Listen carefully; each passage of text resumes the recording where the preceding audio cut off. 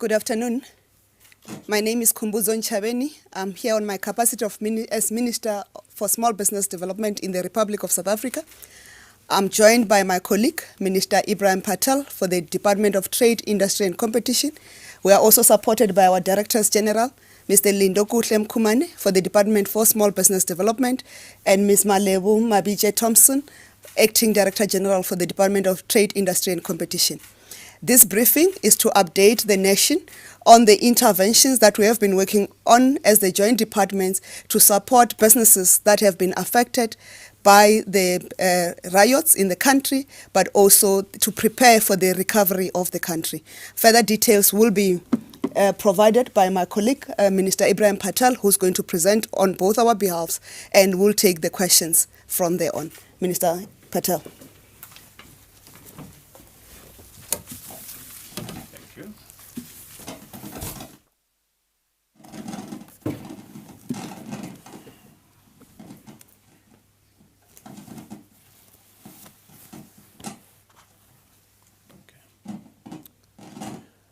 First, can I greet everybody? Good afternoon to the members of the media, fellow South Africans, and my colleague, Minister Chaveni. The briefing that I'm going to be doing is on behalf of the Department of Small Business Development as well as the Department of Trade, Industry and Competition. The two ministers and directors general have been working very closely together over the last number of weeks to deal with the challenges that arise from the looting and the damaging of businesses, particularly in KwaZulu-Natal, but also in Gauteng. The briefing will cover both the actions that we've taken to date, as well as the steps that we are taking from here. So let me start by providing a briefing on the actions that we've taken thus far. During the first week of the violence and looting, we provided support as government departments to companies that were under attack and companies whose supply chains were disrupted. We set up a hotline where companies were able to contact government, provide information on the extent of the problems they experience. In a number of cases, chief executive officers and others contacted us and said, we are concerned that our businesses may be attacked, and that information was then passed on to NatJoins, and we worked to develop critical infrastructure, ports and other key infrastructure that needed urgently to be protected. The second thing that we did was to do a survey, to talk to businesses and do a survey to get the extent of the economic damage and disruption.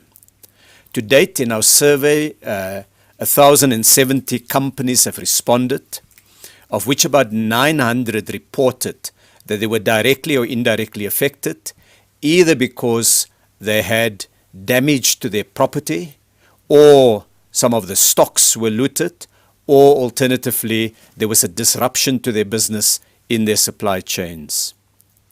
The preliminary estimates of the damages indicate that it's significant, in excess of 5 billion rand of these surveyed companies in loss of assets, and a significant sum in loss of business.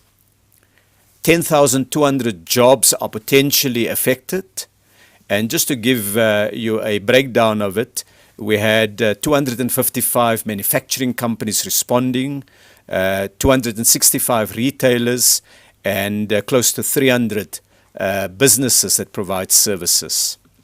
68% of them were in KwaZulu-Natal, and of the businesses that were surveyed, 60% had insurance, and 40% of them were uninsured for an event of this nature. One of the most significant questions we asked was, how long will it take businesses to get back to a full operation? And these responses range, as you can imagine. 43% of them said it will take them less than a month, anything from a week to a month, to re-establish their normal businesses. And on the other end, 7% of respondents who were affected said that it may take them potentially more than a year. The third area I want to briefly cover is discussions between government, the two departments, and businesses and investors more generally. We've interacted with more than 200 businesses and investors. These ranged from meetings with the leadership of the business organizations at NEDLAC to meetings with the top 100 CEOs in the country, individual companies in sectors like retail, food, healthcare, clothing, steel, many other sectors of the economy.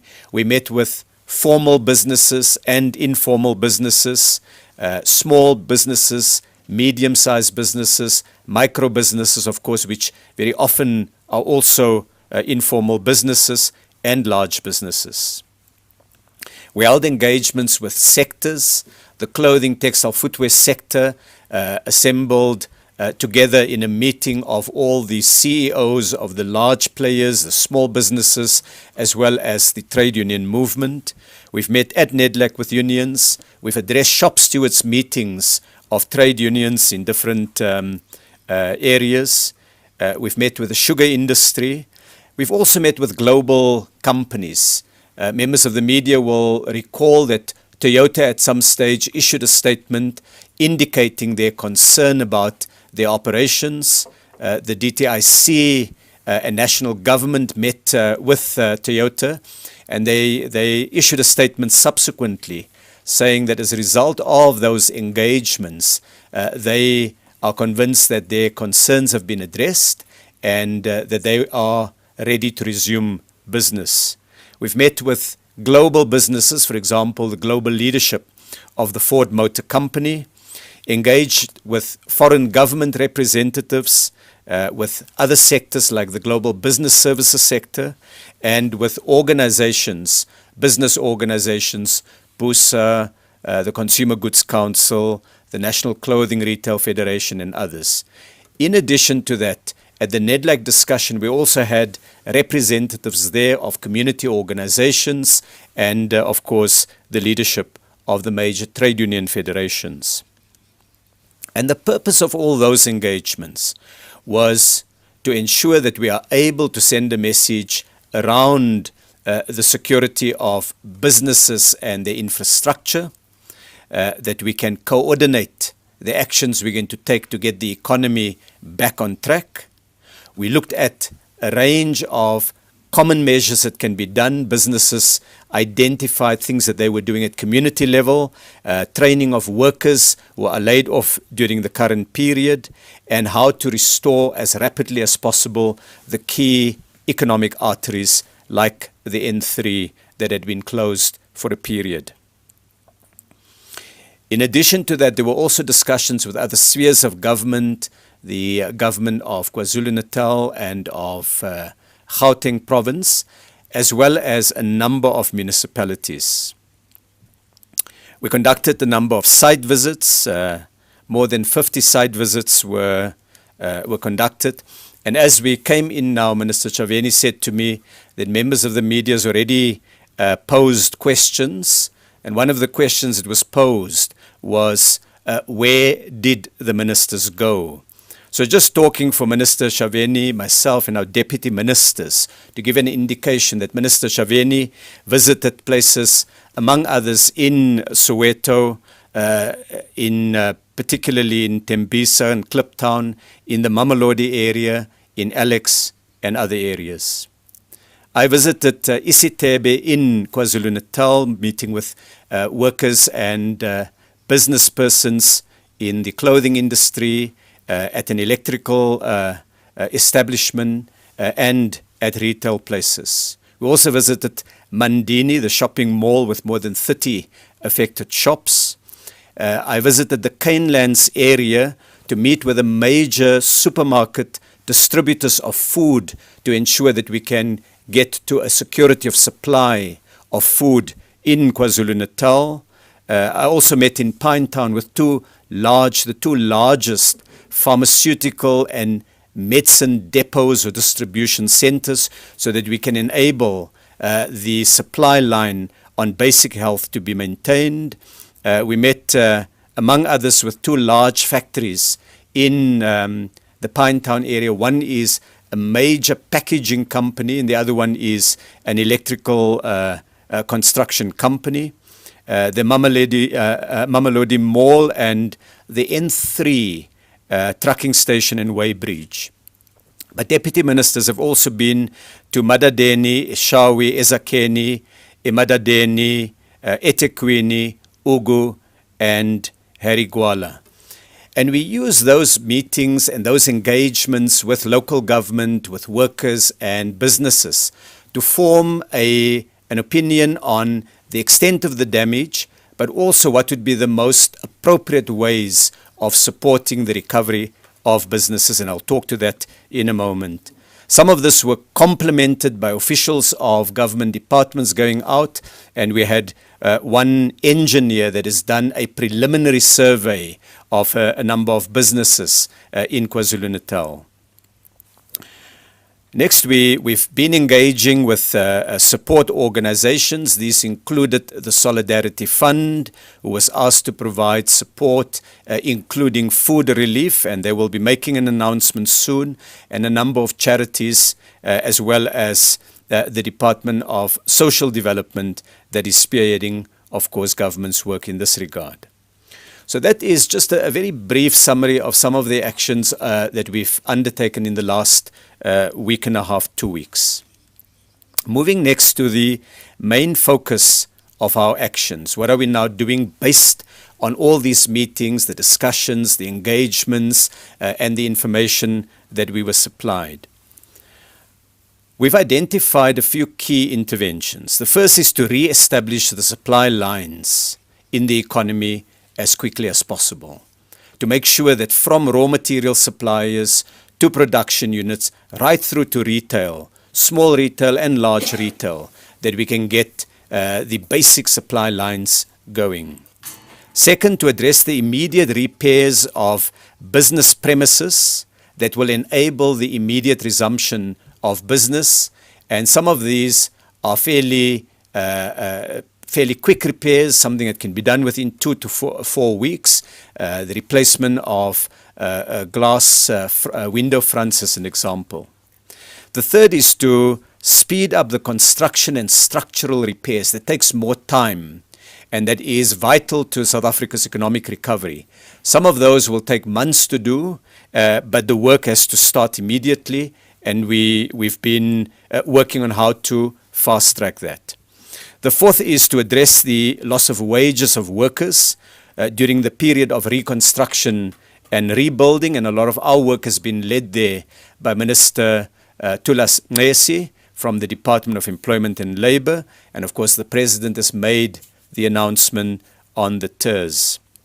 The fifth area is many of the businesses have indicated the need for bridging funding that can be made available in the short term until insurance payouts are effected. We've of course also spoken to uninsured businesses.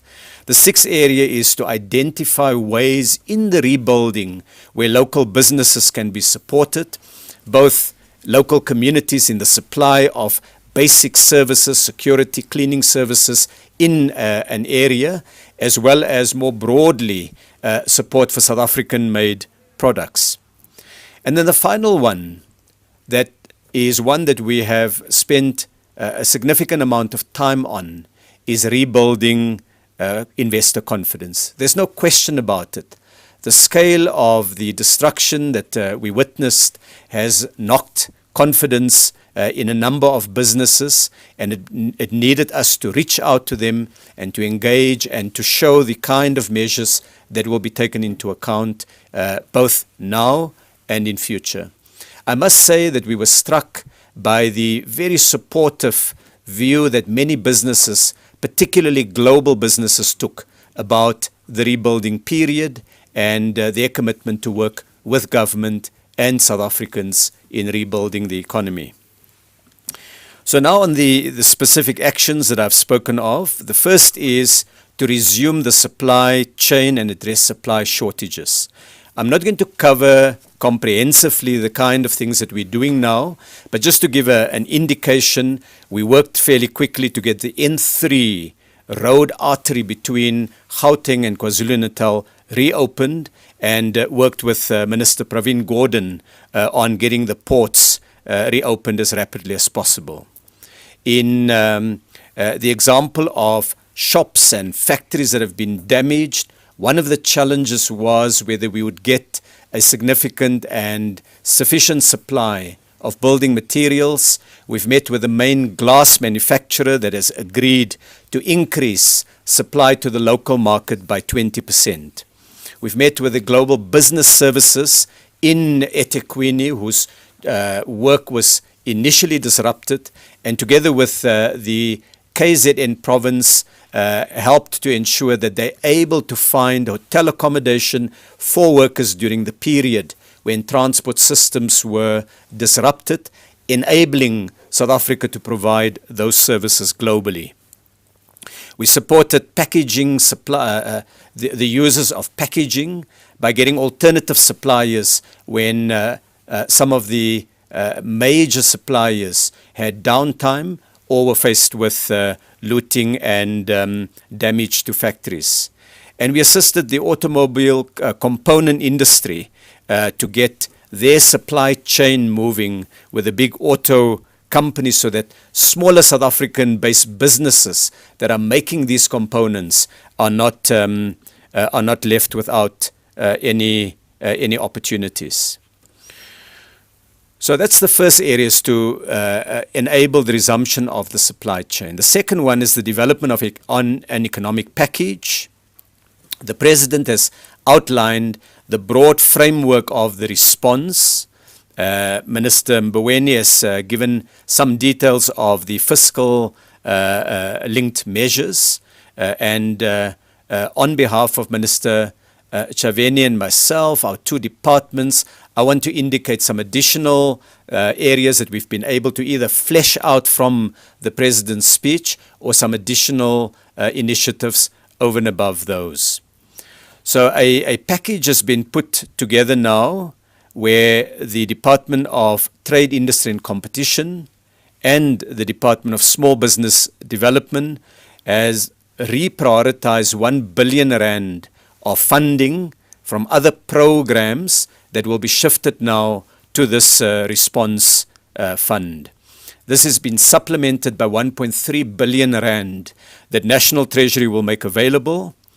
The Industrial Development Corporation has earmarked 1.4 billion rand from reprioritized funds that they now will bring to this effort, and the NEF, the National Empowerment Fund, will put in 200 million rand, which makes available 3.9 billion rand. We expect this to be increasing further above 4 billion rand with support from other entities that we are engaging in. And this funding will be used for a number of things. First, bridging funding. Support immediately to businesses so that they can get back into full operations while they await either longer-term funding possibilities or alternatively insurance money. Secondly, and where necessary, based on a business case, these fundings may supplement what SASRIA is doing. Third, they may include grants where warranted. Fourth, they also a source of working capital for raw material replacement and stock replenishment. They can be used in some cases for equipment purchases and for small-scale repairs. There's also a facility that we're putting together on critical infrastructure. For example, I visited Isitebe, which is an industrial area to the north of eThekwini in KwaZulu-Natal on Monday past. And in Isitebe, we saw not only the damage to factories, but also challenges to the infrastructure, the critical infrastructure that feeds the industrial park. There will be, we'll work with businesses that are able to secure this resources to improve the development impact wherever possible, to use as much local labor so that we put liquidity into the local economy, and to avoid a double dipping where a company can make a claim for damages from different funds that will exceed the total amount of damage that they sustained. We're also working with SASRIA that there be coordination between this funds that we're putting together as the two departments and what SASRIA can do. That brings me then next to SASRIA. Our teams have been meeting with SASRIA to discuss how we can fast track the insurance claims. They have sent a number of assessors out to meet with businesses. They're now waiting, in many cases, for the businesses to finalize their formal insurance claims. And then there would be every effort made by SASRIA to prioritize payment, particularly for companies that are immediately able to restore productive capacity. So we want the economic benefit of that insurance cover to manifest itself as rapidly as possible.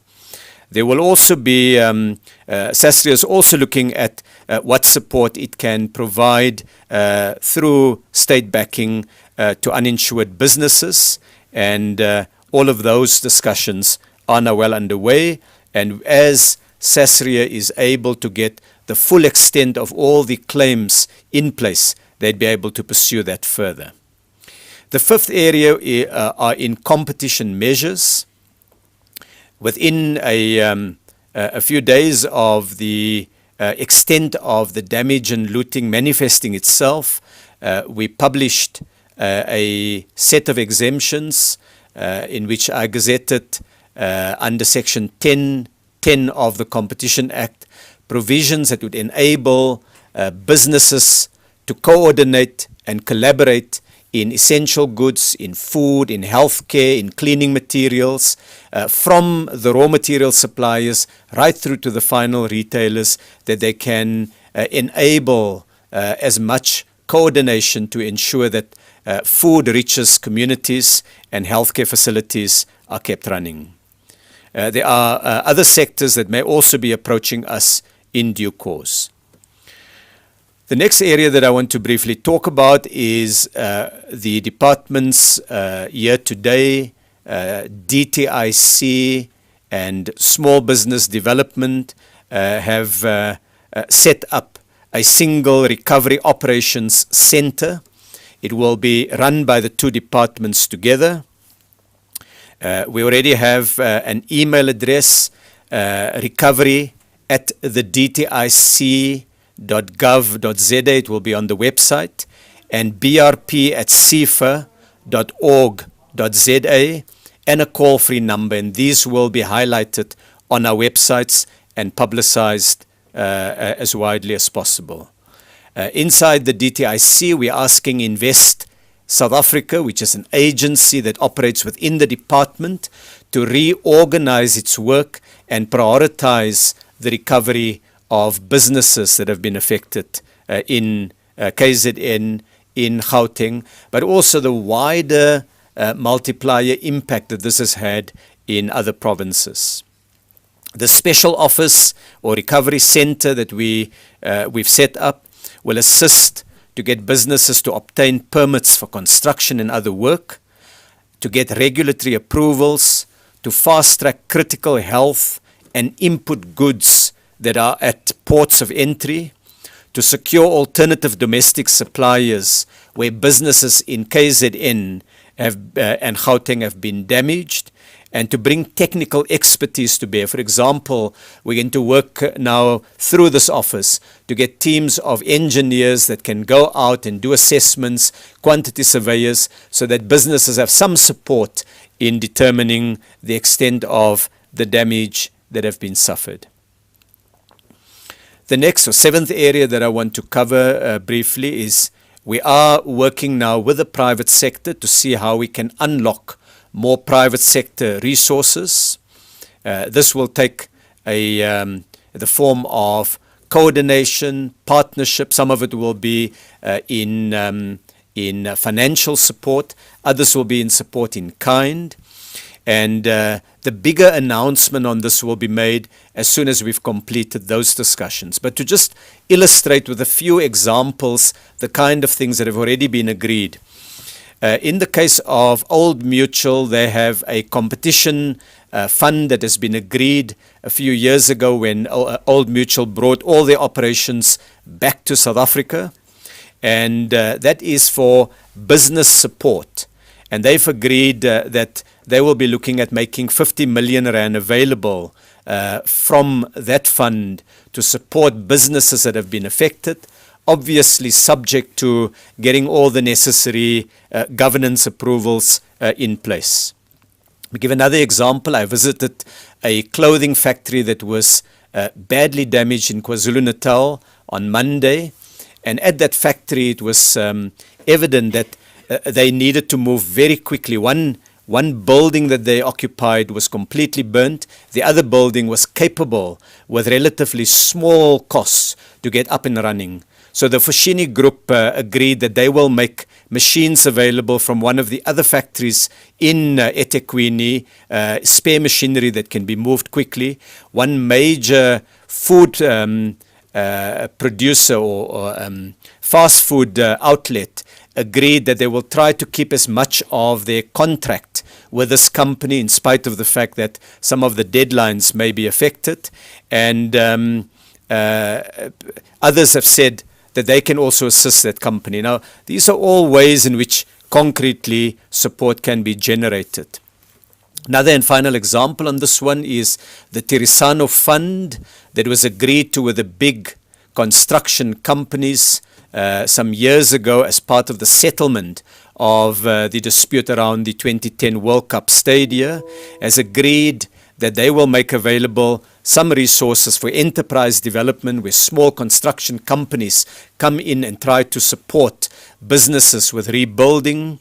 They will support some rebuilding of social infrastructure, schools that have been damaged during the looting and violence in particularly parts of KZN.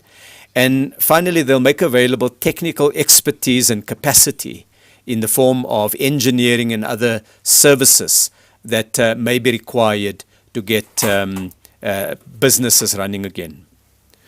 The eighth area is export promotion. We will be asking all our foreign economic representatives at different embassies to be focusing on opportunities for those businesses that are rebuilding.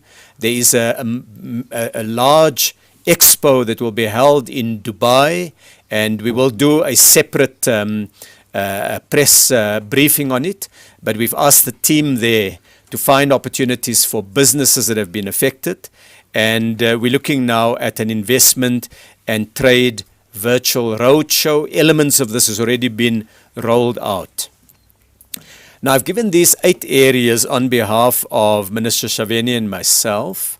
We are, of course, still looking for additional ways in which we can generate the resources to support, to build, and to strengthen those businesses whose basic operations have been disrupted. Some of the ideas that are being considered, they're being looked at, are ideas like enabling the credit guarantee scheme or loan guarantee scheme to include development finance institutions as well as non-bank institutions like private sector small business support agencies. They may include a discussion about the prospects of tax provisions like the Section 12I tax provision that would enable businesses to have equipment and buildings constructed and procured for the expansion of their businesses, so that we not only will seek to get businesses back to where they were, but where possible, see if there are opportunities to expand. And Third, there's the business survival funding mechanism that was mentioned by the President, by President Ramaphosa, as a key initiative. And the Department of Small Business Development has been looking at the kind of instruments that would enable the recovery of as many small businesses, micro businesses. Those, of course, would include formal and informal. We've been looking at the DTIC at support across that value chain from small to medium to large so that we get South Africa working again. So that's a brief summary of the actions we've taken in the last 2.5 weeks, as well as the announcement of the key package of support that the departments will be providing, some of it financial and some of it non-financial. Thank you very much.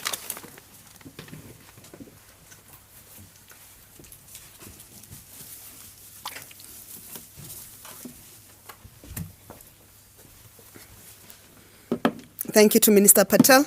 We have questions that have already been sent to us, and I will not deal with the questions that have already been answered. I'll only concentrate on the questions that have not been answered. Those that have been covered in the address by Minister Patel, we are going to skip them. There are several questions that are talking about the ports and logistics in KZN that were hit by riots and cyber attack on Transnet, whether the vessels and the force majeure that has been announced by Transnet. We are announcing that early next week, Minister Pravin Gordhan and the leadership of Transnet will do a full media briefing on the impact of the ports and also including the attack on the IT infrastructure and the work that they've done so far to recover that. So those all questions that are related to the Transnet IT infrastructure attack will be referred to the discussion or to the media briefing that will be handled by Minister Pravin Gordhan and the Transnet leadership early next week. And there's also another question from Media 24, Janice Roberts, on can Minister please explain how the 2.3 billion for business support Treasury announced yesterday will be spent? Also, how will the 1 billion of cuts from DTIC and DSBD budgets to pay for this be taken, which individual programs were this taken from? My response is simple. We didn't take from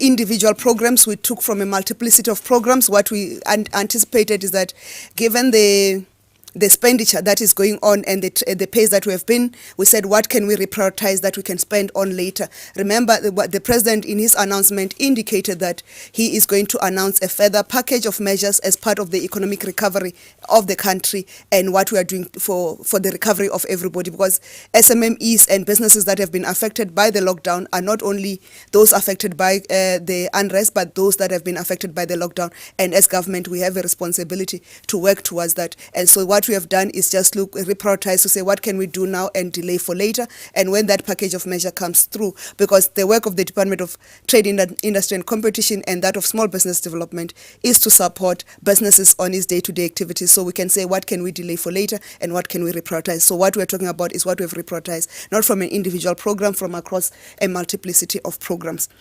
And then there is a question of whether the survey that of companies which Minister Patel is referring to will be made available. Yes, it will be made available as soon as it is completed. And the other question, I'm dealing with the ones that I can address immediately, and then I'll deal with those that Minister Patel and the DGs will have to respond to. And then the other question from Bongani Masuku from CTV is, what will the relief fund be like for affected businesses?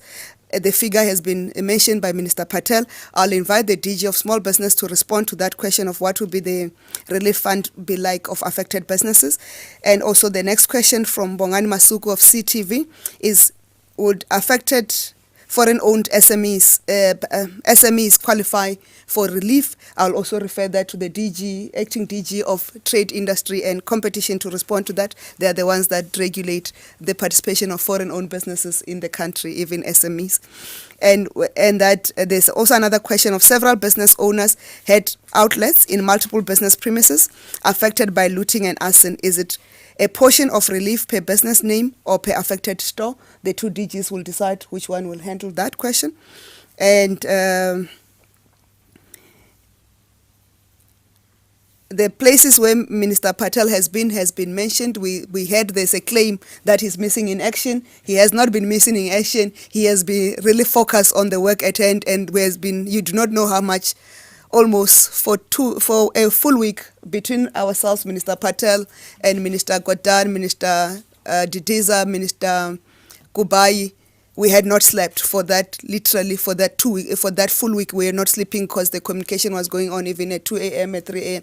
I'm sure the time I was doing the briefing, some of you, so I'm lucky I don't have bags. But Minister Patel has been that. So the work that we do sometimes it's not seen at the front, but it's seen at the impact. That's why South African businesses are responding to that which you have been doing and supporting, appreciating the efforts of government in that response. And specific to Minister Patel, there's a question from Alex Winning from Reuters News Agency. What assurance did Ford seek in his meeting with South African government on the unrest, and will the unrest lead to a delay or the reduction in the major investment in Ford's major investment in South African operations it announced earlier in the year? And we are happy that that question has been asked so that we can then explain the confidence that the business community has had with us. The other question for Minister Patel, which Minister Patel will have to answer. There's a question around in the ports, which is not linked to the attacks. It says, in 2020 survey, the World Bank ranked 4 of South Africa's ports as the worst administered ports in the world. How can we compete when July has put shipping under extreme strain? Maybe we must delay that to Minister Gordon to answer that question, unless Minister Patel will want to speak to that, because it has affected the majority of businesses he services.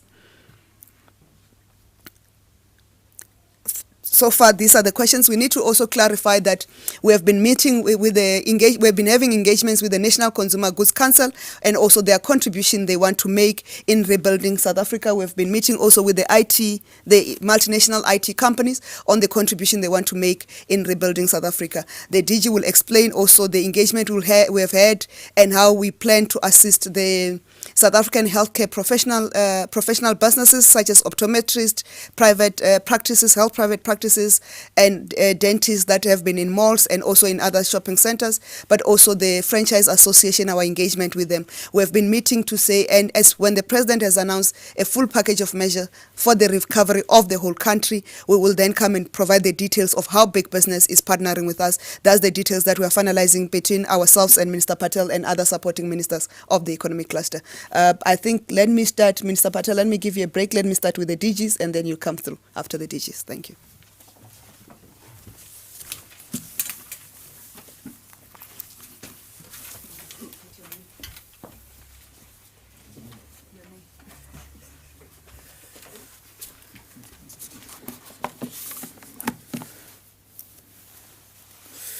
Thank you, Ministers. My name is Lindo Mkhumane. I'm the DG, Department of Small Business Development. There are a few questions that I'm going to respond to, and my colleague Malebo will also respond to some of the questions. The question that was asked by CTV is the type of support that we'll be providing based on the engagements that we've had with a number of associations, as well as the visits that we've conducted to a number of businesses that are affected. The support will be focusing on providing working capital, which includes stock. It includes whatever needs they have in terms of the raw materials that they lost. We're also looking at supporting them with furniture, those who lost furniture, machinery, where the machinery was destroyed. We're also looking at providing a non-financial support, which I think is very critical, because we cannot just give people whatever they need, but you don't provide them with support that they need to recover from this devastation. Then in terms of the funding, how it's going to be structured, we are looking at providing what we call blended finance, which is 60% grant and then 40% loan. We are also looking at ensuring that at least the initial payment moratorium is for up to a maximum of 12 months. and then the repayment of a maximum of 60 months. Then in terms of the pre-investment support, our Small Enterprise Development Agency, which is SEDA, they will be providing that, assisting these businesses to package their applications. Also, we'll also be providing post-investment support to make sure that these businesses are supported to be able to sustain themselves. We try to make the requirements very, very simple, but we have to make sure that we are also still compliant with SARS. We are engaging with SARS. We want to make sure that we also have businesses that are formalized, because we cannot support people who don't want to be known, because we have to account at the end of the day, because we're utilizing taxpayers' money. Then on the issue of multiple site businesses, because of the limitations in terms of funding, we will prioritize supporting businesses. We start by supporting one enterprise per application, and then if we do get additional funding from National Treasury, we'll be able to expand this funding and support more business, because we need to spread the resources that we have as much as possible. As Minister said, we did have engagements with national healthcare professionals, and we had engagements with Franchising Association of South Africa, and they did indicate to us the type of support that they require. And we, this time around, because most of the time we have not been in a position to support such institutions, but we'll be supporting them, providing them with support. The guys from the IT, in particular, they've provided commitments. We met with HP, Cisco, and other IT companies, and they are packaging the support that they're providing to us. So we are finalizing some agreements, and that will be announced in the next few weeks. Thank you, Mr.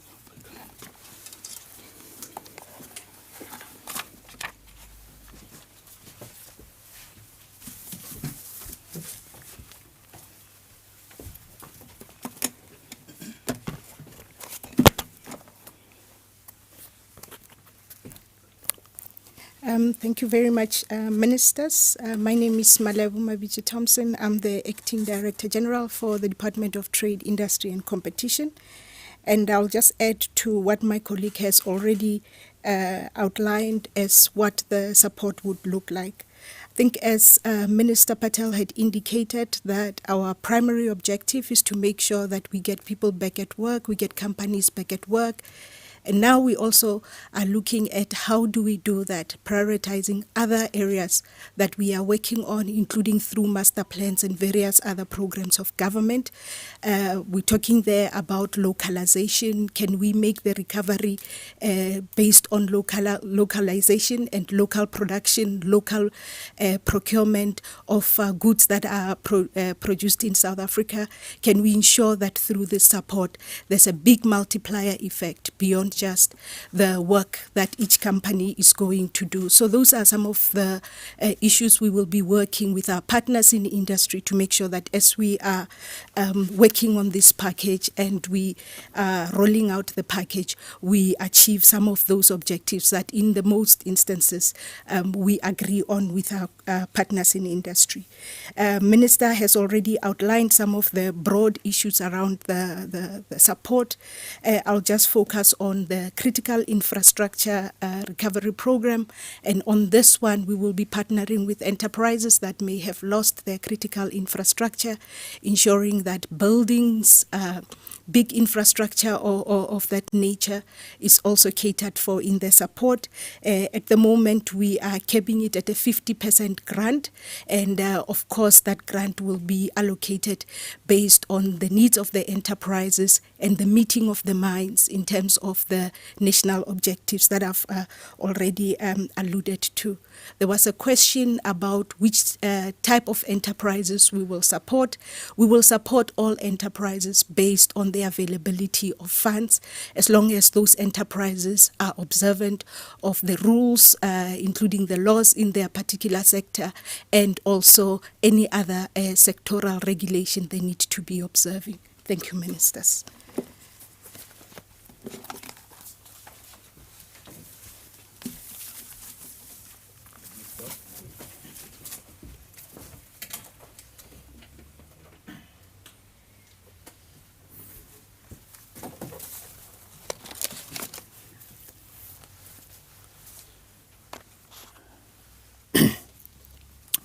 I think there's only 2 questions left. I think my colleague and the 2 DGs have covered most of the other questions.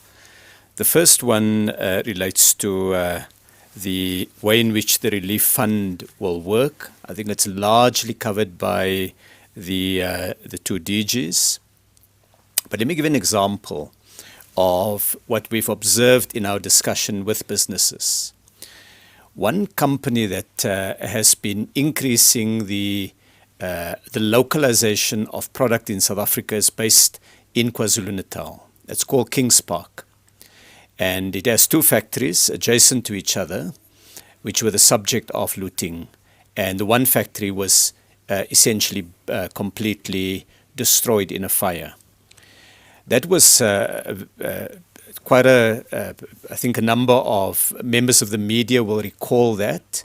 It was widely publicized. It went viral following a News 24 story. And the owners of the business indicated that they see no other way out but to close that factory. It would have meant more than 600 jobs lost to one of the poorest communities in the country. And so what the efforts that we're doing are now seeking to assist with is getting a company like that back into full production. So we met with the management and the owners, and they indicate that they believe that they can restart their business. So they're securing the support of their main customers, and we've spoken as government to their customers to encourage and urge the customers to stay the course and to help this company get back on its feet. We've spoken to the local municipality to engage in discussions between the owners of businesses in that area of Isitebe and the local community. And the mayor of Isitebe, Mayor Mdlatlose, has now initiated an imbizo in the area where he has engaged community members and businesses to create conditions where communities support and protect the businesses because they are a critical source of job creation and economic opportunity. We've spoken now to Itala, who is the operator of the industrial district. They own many of the buildings, 70% of the buildings, and they've worked immediately to identify alternative premises that this company can use. And we've asked an engineer to go in there and assist to see how much work it requires to make fit for purpose one of the alternative buildings for this firm. And finally, and this is where the fund comes in, this company has now been visited by an insurance assessor on behalf of SASRIA, and the assessor has done the initial assessment, and the company now needs to submit its insurance claim. Between now and when that insurance claim is paid out, the company needs working capital if it's to restart. Now, we can do one of 2 things. We can either say, well, they are covered, government is supporting the efforts at SASRIA and leave it at that. Or we can look at the possibility of providing some kind of working capital to the company that would enable it to begin its operations, to begin to earn money, to employ people so that wages get pumped into the local community, pending the conclusion of its insurance claim. So this is one of the kind of ways in which the facilities that Small Business Development and the DTIC are beginning to build can assist companies. And I give that to try to illustrate the things that can be done.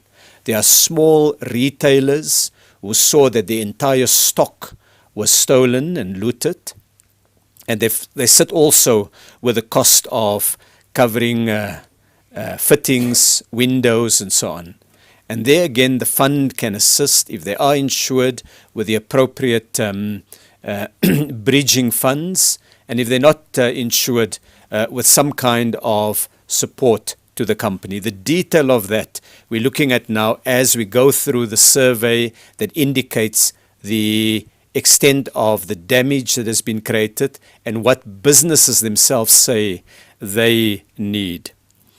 I want to emphasize that a lot of the support will be non-financial. One very large company that got burnt, I asked one of the managers, it's a global company, I asked, what would it take for your global business, for your headquarters, to decide to reinvest here in South Africa?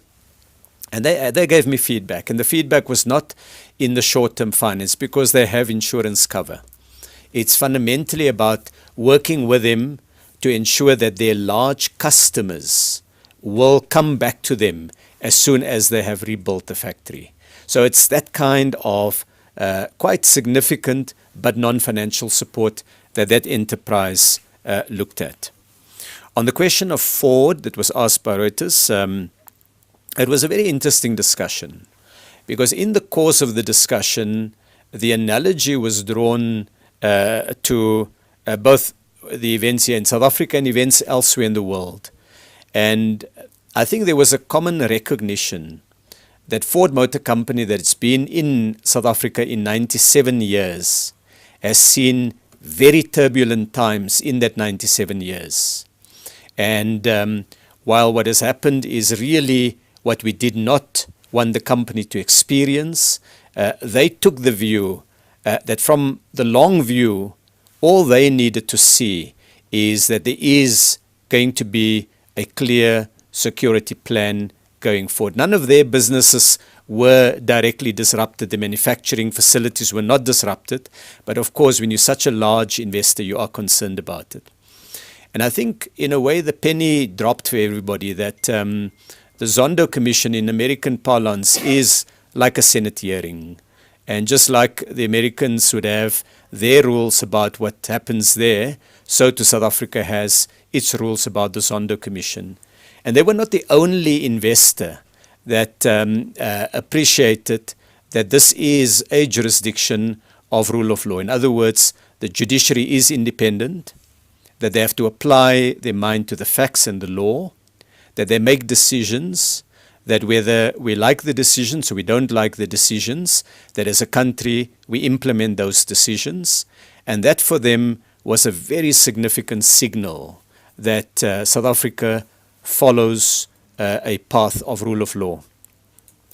They had committed to the investment of 16 billion rand. They indicated in the meeting, they confirmed in the meeting that 16 billion rand investment is on track and will be completed. But we then talked about how we can go beyond that 16 billion rand and what is required to support Ford's effort to grow its output even more in South Africa.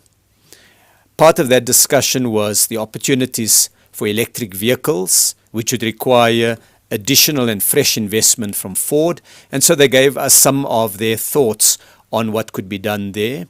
And the second one was how we could strengthen the logistics in South Africa, moving cars from their production plant to the ports, moving it from the ports to global destinations, because they sell in more than 100 countries. The Ranger, Bakkie as we call it, and pickup trucks as they call it, to other parts of the world. And they seem to be very committed to helping South Africa enhance skills development for local workers. And so we left there with the president of Ford's global businesses, giving us a strong thumbs up as a country that Ford is committed to, and an undertaking that she, and it's something we're looking for, that she will visit South Africa as soon as travel conditions permit, to discuss how we can expand the business even beyond the announcements that were made. Now, I say that because not to underplay the threat of the actions to business confidence and to our traction as a source for investment. because it is damaging when businesses are burnt, when supply chains are disrupted, when stocks are looted.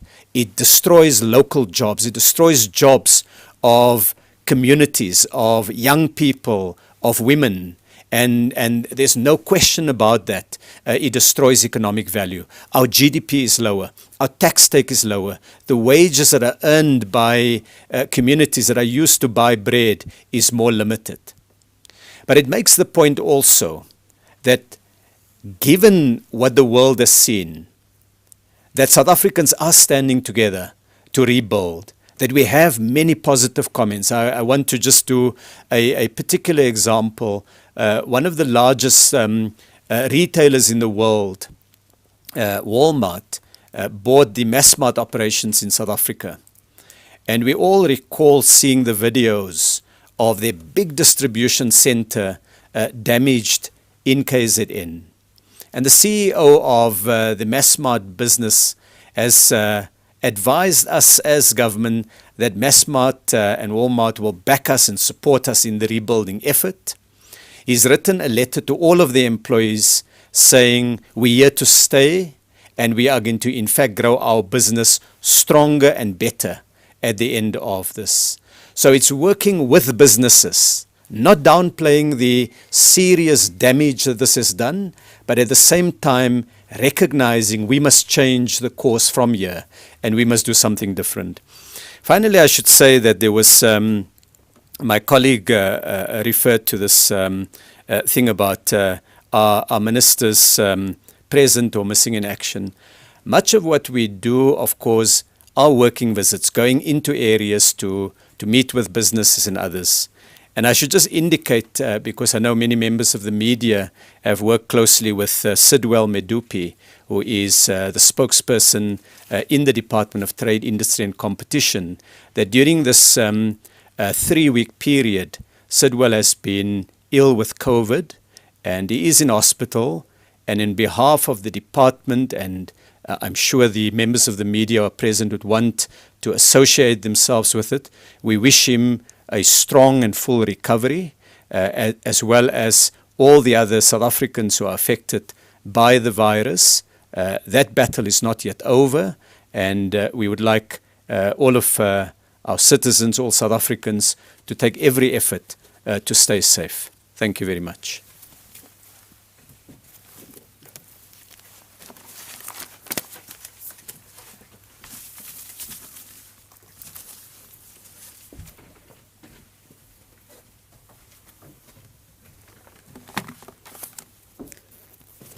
Thank you to the DGs and Minister Patel. Are there questions in the House before I go back to the online questions? I'm not seeing any hand in the House, so I'll go back to the online questions and I'll deal with the last 3 questions that we have received online.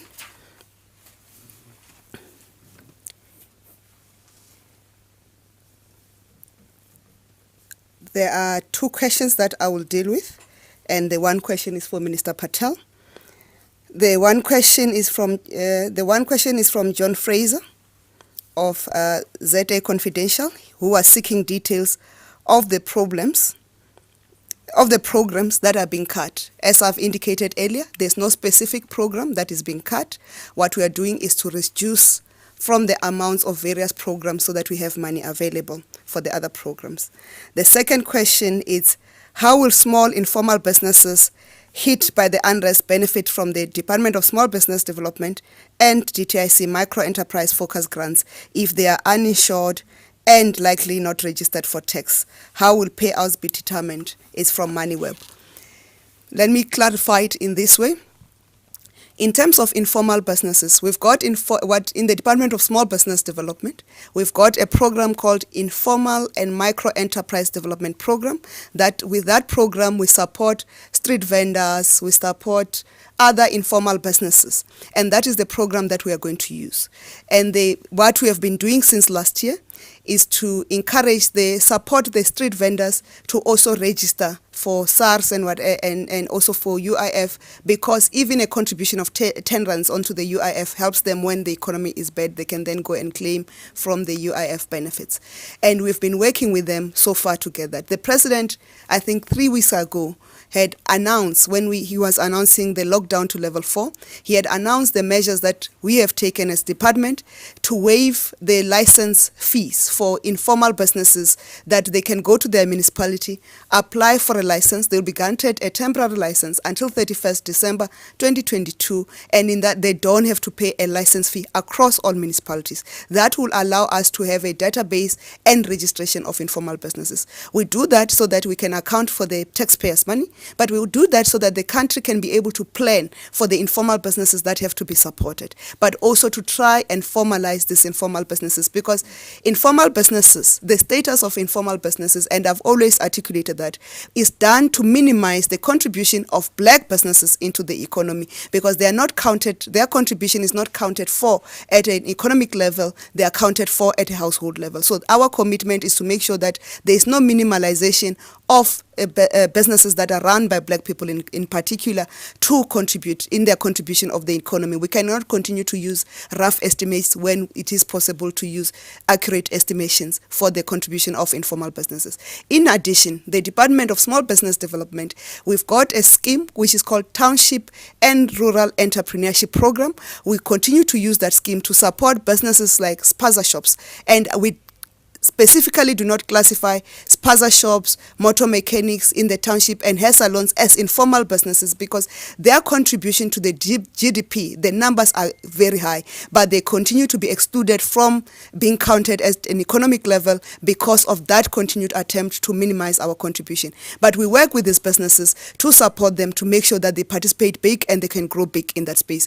And the DG has referred earlier that we are meeting, and in fact it was myself who referred that we are meeting with the sectors like National Consumer Goods Council, the other big businesses and manufacturers to say, how do you participate? And Minister Patel referred to component manufacturers in the auto space. How do we use that space to support these township and rural enterprises? So those schemes are continue to be available. And of course, there will be prioritization for those in KZN and Gauteng, but we'll look after the whole country. The president will announce additional measures.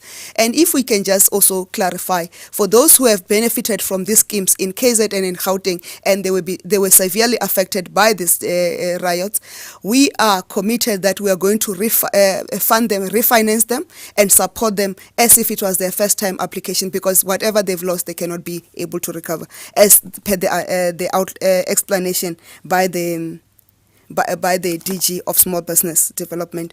I'm going to refer to the last question that was asked, that must be dealt by Minister Patel, and then I'll come back and close and make some few announcements that are of interest to even the media sector. The last question, Minister Patel, is to you, is from Sophie Mukwena of the SABC International News. The developed North is also trying to revive its economy, and member countries are inward looking. Gone are the days of begging bowls. As a continent, how can we use our buying power to negotiate better deals? I think it requires you to explain our work on the African continental free trade area. Thank you.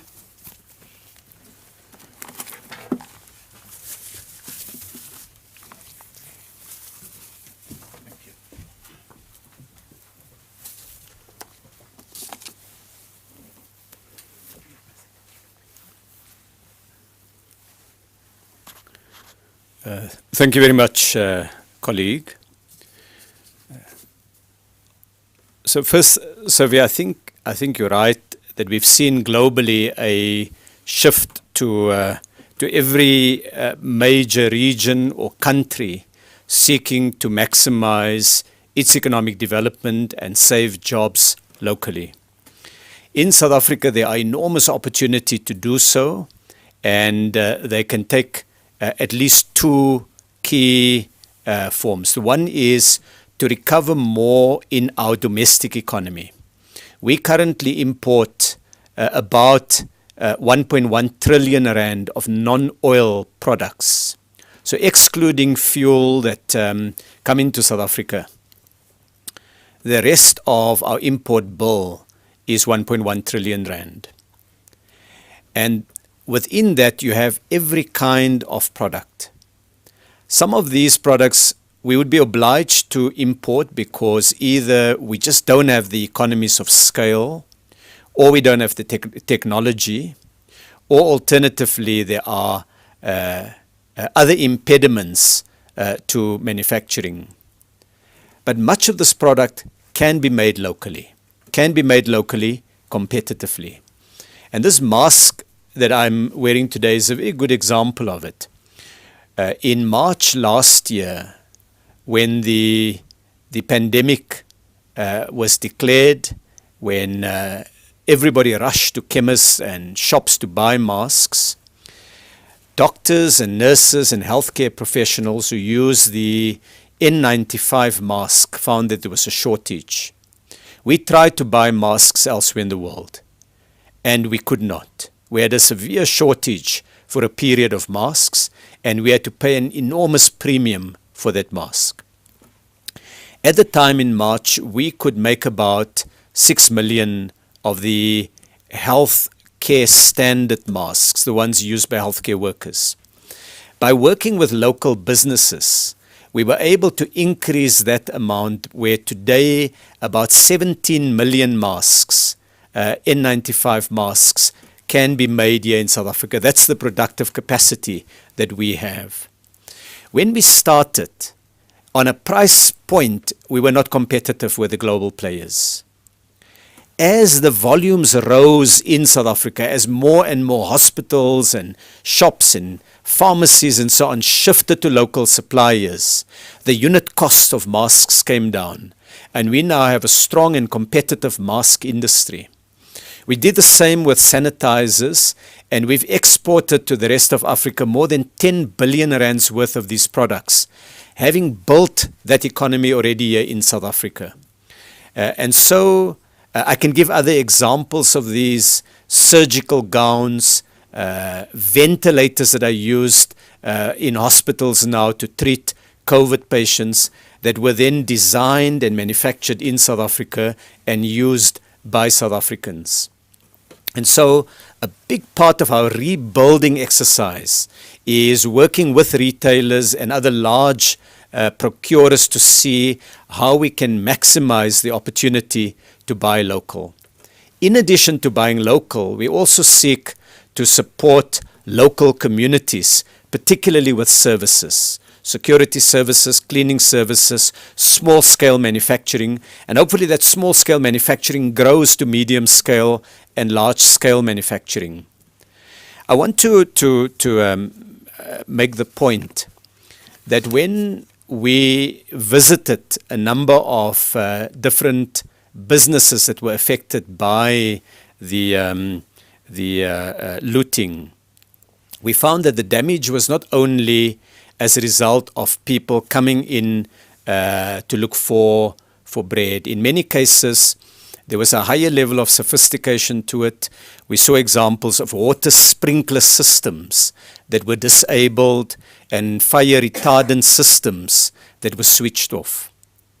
And so those who planned really to subvert the democracy with this effort relied on large numbers of people who are in many cases unemployed and hungry. And if we are to change the conditions so that those who subvert democracy cannot find broader purchase, cannot find broader support, then it must be through more jobs and more local economic development. And for that reason, it's really a strong part of our rebuilding effort to remove conditions that can create instability. And that's a common effort that we undertaking. Minister Shaveni has been a very, very strong proponent and has put forward a number of different examples, and many of them are already becoming quite successful. An effort by her department and my department has seen retailers stocking up with locally made goods. Just before the crisis in KZN that we saw, it was preceded a week or two prior to that by a good news story where one of the biggest retailers in South Africa had tweeted that it has just placed an order for pots and pans that were made in South Africa by a black South African. And that's an example of ensuring that economic growth is also inclusive, that it benefits everybody. So that's the one leg. The other leg is for us as a continent to see that Africa itself can only prosper through the efforts of Africa. If we consider that 17% of the world's population reside on the African continent, and yet Africa only accounts for 3% of global GDP, and we need to change that. And we must change it by not simply being an exporter of raw materials, but being increasingly a continent that can add value to that raw material by making local goods. And to build the kind of market size to do that, we've agreed with neighboring countries and other countries on the African continent to a continental free trade area. And this continental free trade area will eventually embrace more than 1 billion consumers. And it has the opportunity to change Africa's future because it can stimulate investment in manufacturing here on the continent, that we make things, we add value, we invest in research and development. And I end off by saying, as an example of that, is the production of vaccines.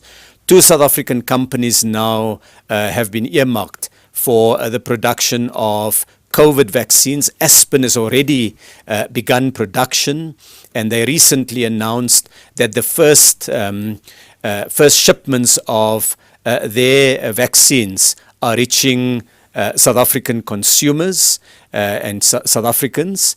And in the agreement that we've entered into with Johnson & Johnson globally, we've earmarked that the bulk of Aspen's production of the J&J vaccine will be for South Africa and the African continent. Similarly, BioVac has been identified by Pfizer and BioNTech as their supplier, as their partner in South Africa that can roll out 100 million doses of vaccines starting from next year. So it illustrates the opportunity on the continent and in South Africa, but it also illustrates the need that when we are totally dependent on supply lines outside of South Africa and outside of the continent, then in a crisis, those supply lines satisfy the needs of other countries first, and we last in the queue. And we can only change that.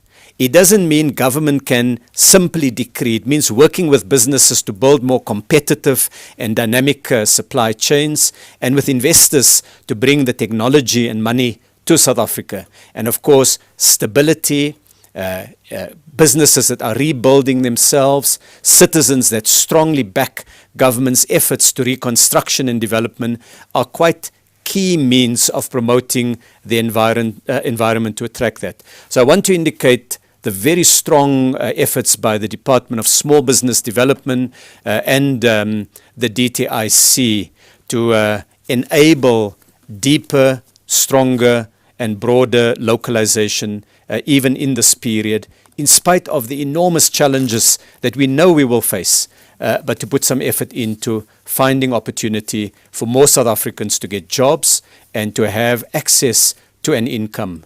Thank you very much.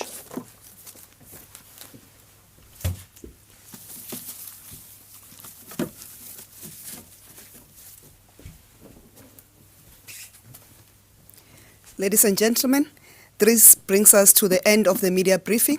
I'd like to just communicate that the President will, in the in the near future, is going to announce a package of measures that is supporting the economic recovery and the adjustment that are going to be made on the economic recovery plan of the country as we respond to both the lockdown and also to the riots. And those details will be provided by the President and will be available ourselves to then brief further. But in addition to yourself and the success or the pace of our vaccination program, from Monday, members of the Fourth Estate, the media those who are not part of the 60s, part of the 50s, and part of the national group, the 35 to 49, and those who are still in the AMA 2000 group. We're still waiting. We are going to start your vaccination with the Department of Health on Monday, and the details will be provided to you through SANEF and I think the SANEF. SANEF and the GCIS, and what we are indicating, the requirement will be your press code number that you need to provide for that, but majority of you, through the work of the GCIS and SANEF, has already been uploaded on the system for your vaccination. So Monday, it's our day. Minister Kubai is vaccinating today with the tourism sector.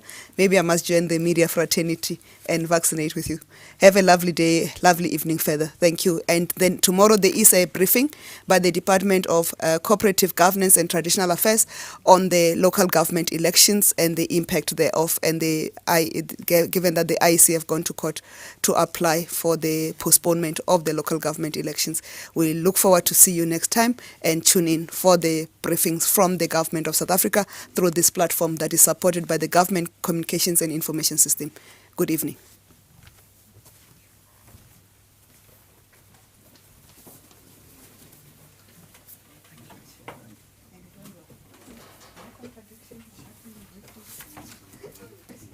But they need a full statement.